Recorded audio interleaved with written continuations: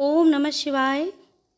आज हम श्रावण मास महात्म्य के अध्याय 24 का वर्णन करेंगे, जिसमें हम श्री कृष्ण जन्माष्टमी व्रत के महात्म्य में राजा मितिजित का आख्यान सुनेंगे। ईश्वर बोले, हे ब्रह्मपुत्र, पूर्व कल्प में दैत्यों के भार से अत्यंत पीड़ित हुई पृथ्वी बहुत व्याकुल तथा दीन होकर ब्रह्मा जी की शरण में गई। उसके मुख से वृत्तांत सुनकर ब्रह्मा जी ने देवताओं के साथ क्षीर सागर में विष्णु के पास जाकर स्तुतियों के द्वारा उनको प्रसन्न किया। तब नारायण श्री हरि सभी दिशाओं में प्रकट हुए और ब्रह्मा जी के मुख से संपूर्ण वृत्तांत सुनकर बोले, हे देवताओं, आप लोग डरो मत। मैं वसुदेव के द्वारा देवकी के गर्भ से अवतार लूंगा और पृथ्वी का संताप दूर करूंगा। सभी देवता लोग यादवों का रूप धारण करें, ऐसा कहकर भगवान अंतर्ध्यान हो गए। समय आने पर वह देवकी के गर्भ से उत्पन्न हुए। वसुदेव ने कंस के भय से उन्हें गोकुल पहुंचा दिया और कंस का विनाश करने वाले उन कृष्ण का वहीं पर पालन पोषण हुआ। बाद में मथुरा में आकर उन्होंने अनुचरों सहित कंस का वध किया। तब पूर्ववासियों ने आदत पूर्वक यह प्रार्थना की, हे कृष्ण, हे कृष्ण, हे महायोगी, हे भक्तों के अभय देने वाले, हे देव, हे शरणागत वत्सल, हम शरणागतों की रक्षा कीजिए। हे देव, हम आपसे कुछ निवेदन करते हैं, इसे आप कृपा करके हम लोगों को बताएं। आपके जन्मदिन के कृत्य कोई कहीं भी नहीं जानता, वह सब आपसे जानकर हम लोग उस जन्मदिन पर वर्धापन नामक उत्सव मनाएंगे। अपने प्रति उनकी भक्ति, श्रद्धा तथा सौहार्द देखकर श्री कृष्ण ने अपने जन्मदिन के संपूर्ण कृत्य को उनसे कह दिया। उसे सुनकर उन प्रवासियों ने भी विधान पूर्वक उस व्रत को किया। तब भगवान ने प्रत्येक व्रतकर्मा को अनेक वर देने के लिए भगवान विष्णु से कहा। इस प्रसंग में एक प्राचीन इतिहास भी कहा जाता है। अंग देश में उत्पन्न एक मितिजित नामक राजा था। उसका पुत्र महासेन सत्यवादी तथा सन्मार्ग पर चढ़ने वाला था। सब कुछ जानने वाला वह राजा अपनी प्रजा को आनंदित करने वाला तथा सबका विधिवत पालन करने वाला था। इस प्रकार रहते हुए उस राजा का अकस्मात दैव योग से पाखंडियों के साथ बहुत काल पर्यंत साहचर्य हो गया और उनके संसर्ग से वह राजा अधर्म परायण हो गया।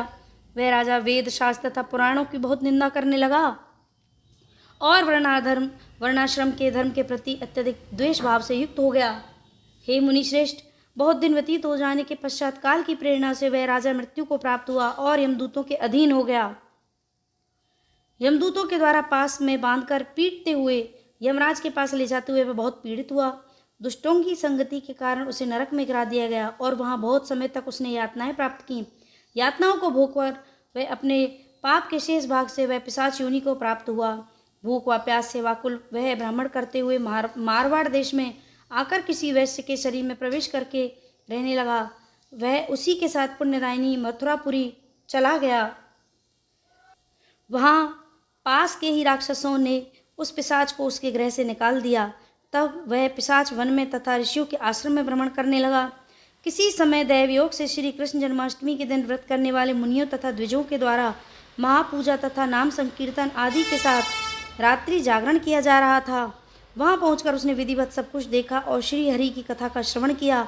इससे वह उसी क्षण पाप रहित, पवित्र तथा निर्मल मन वाला हो गया। वह यमदूतों से मुक्त हो गया और प्रेत योनि छोड़कर विमान में बैठ दिव्य योग भोगों से युक्त हो विष्णु लोक पहुंचा। इस प्रकार इस व्रत के प्रभाव से वह पिशाच योनि को प्राप्त उस राजा को विष्णु का सानिध्य प्राप्त हुआ। तत्वदर्शी मुनियों ने पुराणों में इस शाश्वत तथा सार्वलौकिक व्रत का पूर्ण रूप से वर्णन किया है। सभी कामनाओं को पूर्ण करने वाला इस व्रत को करके मनुष्य सभी वांछित फल प्राप्त कर सकता है।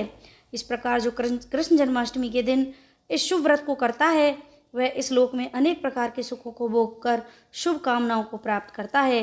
हे ब्रह्मपुत्र, वहाँ वैकुंठ में 1,00,000 वर्ष तक देव विमान में आसीन होकर नानाविध सुखों को उपभोग करके अवशिष्ट पुण्य के कारण इस लोक में आकर सभी ऐश्वर्यों से समृद्ध तथा सभी अशुभों से रहित होकर महाराजाओं के कुल में उत्पन्न होता है। वह कामदेव के समान स्वरूप वाला होता है। जिस स्थान पर कृष्ण जन्मोत्सव की उत्सव विधि लिखी हो अथवा सभी सौंदर्य से युक्त श्री कृष्ण जन्म सामग्री किसी दूसरे को अर्पित की गई हो अथवा उत्सव पूर्वक अनुष्ठित व्रतों से विश्व श्रेष्ठा श्री कृष्ण की पूजा की जाती है, वहां शत्रुओं का भय कभी नहीं होता है।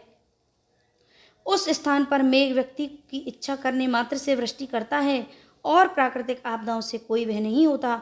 जिस घर में कोई देव की पुत्र श्री कृष्ण के चरित्र की पूजा करता है, वह घर सब प्रकार से समृद्ध रहता है और वहाँ भूत प्रेत आदि बाधाओं का भय नहीं होता। जो मनुष्य किसी के साथ में भी शांत होकर इस व्रतोत्सव का दर्शन कर लेता है, वह भी पाप से मुक्त होकर श्री हरि के धाम जाता है। इस प्रकार श्री स्कंद पुराण के अंतर्गत ईश्वर सनत कुमार संवाद में श्रावण मास महात्म्य में जन्माष्टमी व्रत कथन नामक 24वां अध्याय पूर्ण हुआ। ओम नमः शिवाय। हर हर महादेव।